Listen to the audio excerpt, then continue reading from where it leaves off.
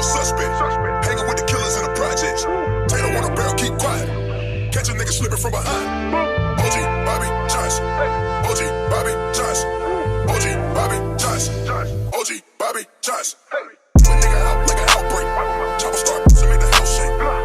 What's poppin', queso dip? It's me, Keisha, aka Color Me Pynk, and I'm here with this week's All Tea All Shade Raising Kanan Season 2 Episode 5 review. I drop videos Monday through Sunday. Everything that I say is for entertainment purposes only and not to be taken seriously. If that works for you, then let's get into this review.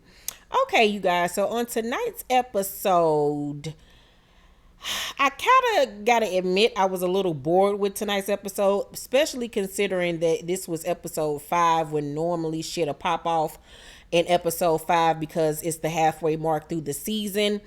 I have been enjoying this season. I think the writing is great. I think that the acting, the settings, the costumes, everything is on point. It just needs a little bit more action and drama and thrill to it, if that makes any sense. Because it's just been lacking that thrill ride that I want to go on. I don't want it to be like Ghost or Power, because over there that writing is ridiculous. It'd be like watching a cartoon, but they need to amp it up just a little bit. So I didn't take notes. I'm just gonna go off the top of my head. So basically in tonight's episode with Jukebox, let's start with her character. Jukebox in this episode found out that her uncle Lulu gave Ziza her song and had her sing on it. Crown was the one that gave her the cassette tape. She listened to it and she heard old girl singing her song. So of course she was pissed off because she wrote that song, and that song was all about Nicole, her little ex-white girlfriend that end up overdosing. So of course she felt some type of way when she heard old girl on the cassette tape. So she found out where the girl stayed, pulled up on her like, bitch, you stole my song. Old girl was like, I ain't steal shit. Who you think gave me the track? Lulu did. So of course her face is cracked and she's hurt because this is my uncle and my uncle gonna play me out. So she went to confront Lulu and he was like, it wasn't even nothing like that. A part of the record business is seeing what songs go right with what person, and you did a great job, but I just wanted to hear how she sounded on it, and she sounded good. And it's a lot of money in publishing. You can make money that way. And he was like, he said something about being pretty. Like like the girl was pretty for the song or something, or pretty on the song. And she was just like, so I'm not, you know what I'm saying? Because it goes back to this thing of her being this tomboy. And of course, her not wanting to change that about herself. And Lulu trying to market, this Cassie looking bitch and put her on and make her bigger than Pebbles and all of these people. So of course her feelings is hurt because she feels betrayed. So now my daddy didn't betray me. I don't even fuck with him now. You know what I'm saying? Now my uncle has betrayed me as well. Like, she's just losing faith in all of the men in her life and just people in her life, period. So you can see how Jukebox ended up becoming who we saw later on Power, where she was this cold-hearted, cold-blooded person because she had been used and played by the people who were the closest to her and who loved her. And we're going to see that happen. We've seen it now happen with Marvin and Lulu. Eventually it's going to be Kanan. Then it's going to be Rock. It's going to be her mama. Her mama going to play her. So the people that matter the most in her life are all going to fuck her over in some type of way. And that's just going to make her heartless as fuck. And I really felt bad for her. And I didn't like the way Lulu did her. I thought that was pretty foul of Lulu. Very much. So as far as Marvin is concerned, this episode, his ass had to get that goddamn body out the goddamn wall because it was stanking, honey. Stanking, lanking. So they had to close down shop. And they couldn't serve, the crackheads because A, they ain't got no product because they got robbed.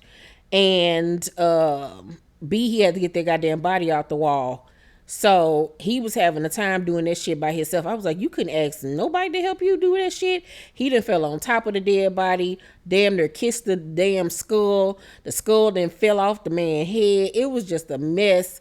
He spraying Lysol everywhere on himself, all on his face and in his hair, child. It was just disgusting.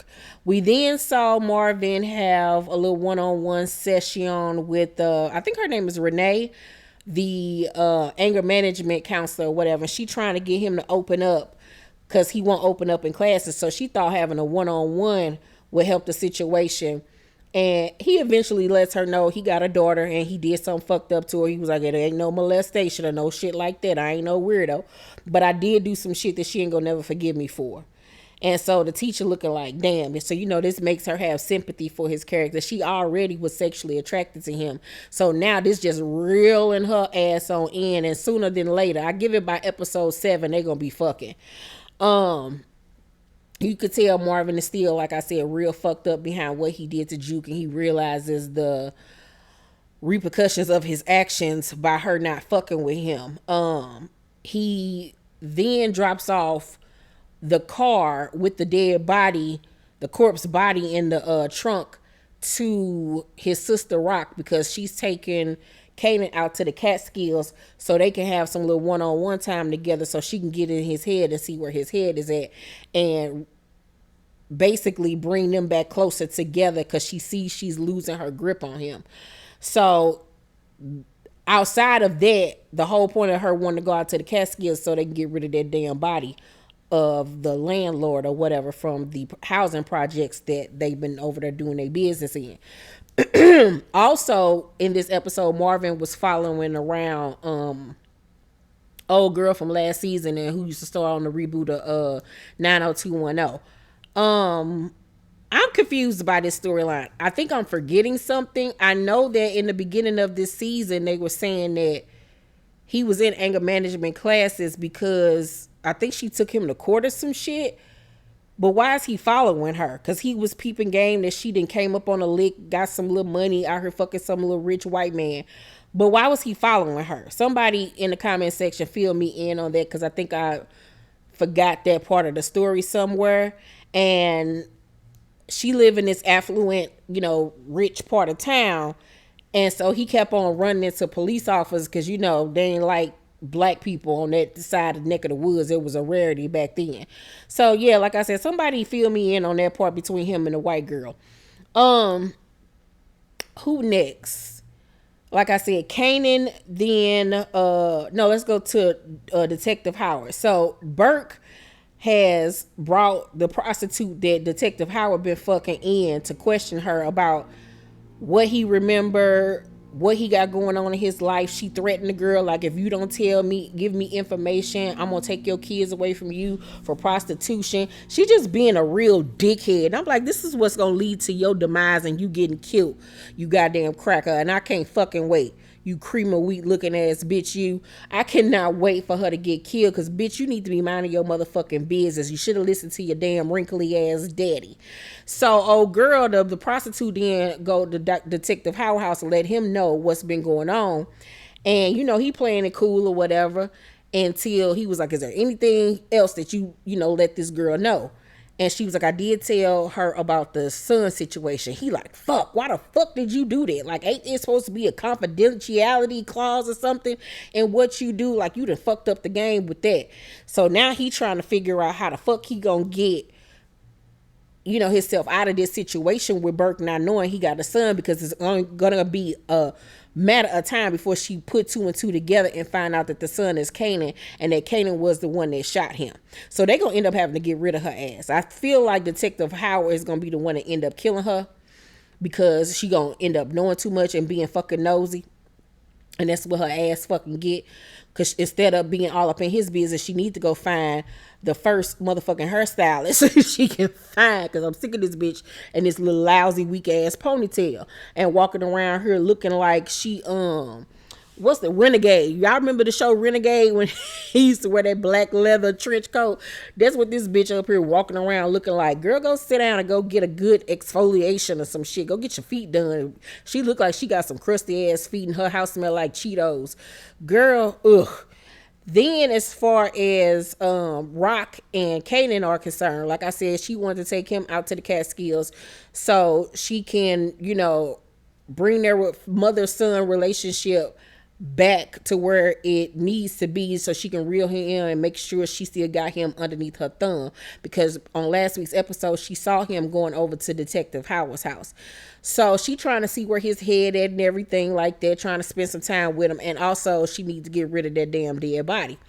So little do either of them know, but they was being followed the whole time by the Italians. They had been scoping out her house, watching her and everything, and their boss had let them know that they need to kill her ass. They need to get rid of her because she basically stirring up too much motherfucking trouble.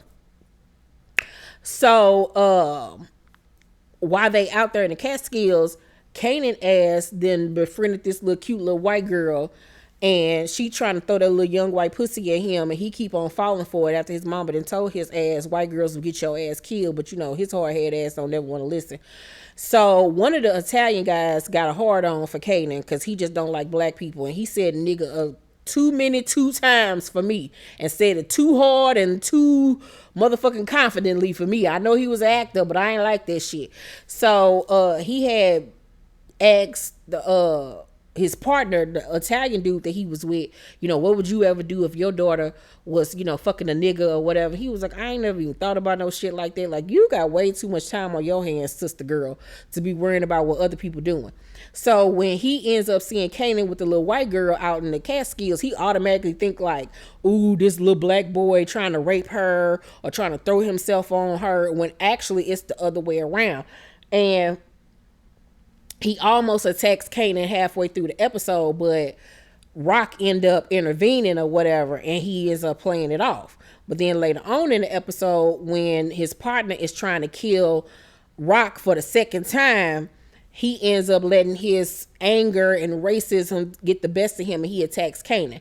So the little white girl go running to get Rock. Meanwhile, Rock then fucking ambushed the other Italian guy that came to shoot her ass, and she holding him at a knife point or whatever up to his neck, and she like, if I kill you, I'm gonna start a war. If I don't, y'all gonna continue to come after me. Like, I'm pretty much fucked either way it go. But then the little white girl comes screaming like he gonna kill Kanan. So she ended up knocking the white man upside his head and knocking him out for a second. She go running to save Kanan, and just as the crazy ass Italian man was about to shoot Kanan, she come running in, and she was literally about to run in front of the gun to save her son. So that shows you she do love her son. She do care about him. She just got a fucked up ass way of conveying it and showing it. And she just twisted and fucked up in the head. But what ends up happening is the other Italian guy end up coming in and shooting the other Italian guy in the leg to stop him.